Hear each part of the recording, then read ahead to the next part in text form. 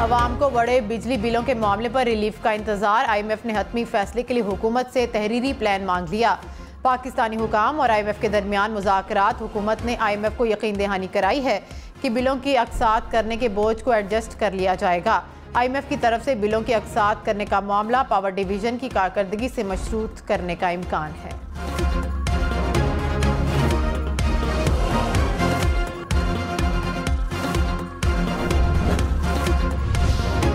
IMF मुआहदा विरसे में मिला, इस पर दोबारा बातचीत मुमकिन नहीं। निगरान वज़ीर ख़जाना शमशाद अख्तर ने वाज़ेह कर दिया। कहा IMF प्रोग्राम के साथ दो तरफा कर्जे जुड़े हैं। बदकिस्मती से हमने मईशत कमज़ोर करने के लिए तमाम काम किए। हमारे पास माली वसाइल नहीं, सब्सिडी नहीं दे सकते। सियासी और मुआशी अदम इस्तेहकाम मौजूदा सूरत हाल की वजह है।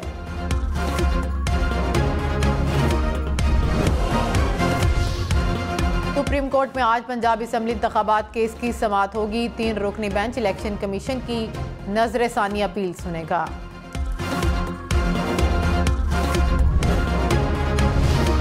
नैब तरामीम के खिलाफ सुप्रीम कोर्ट में आज समाअत दोबारा होगी। चीफ जस्टिस की सरबराही में 3 रुकनी बेंच समाअत करेगा।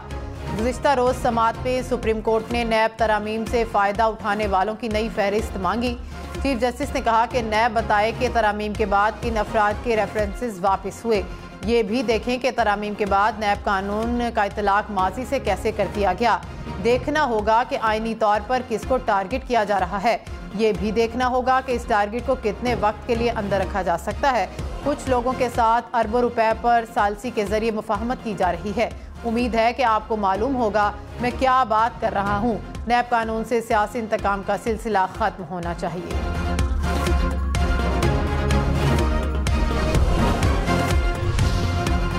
चेयरमैन पीटीआई की अदालत अटक जेल मुंतकिल करने के खिलाफ दरख्वास्त समाअत के लिए मुकर्रर। Chief justice Islamabad high court आज केस सुनेंगे। वजारत कानून का नोटिफिकेशन गैर कानूनी करार देने की इस्तदा। साइफर केस का ट्रायल खुली अदालत में करने की दरख्वास्त भी दायर कर दी।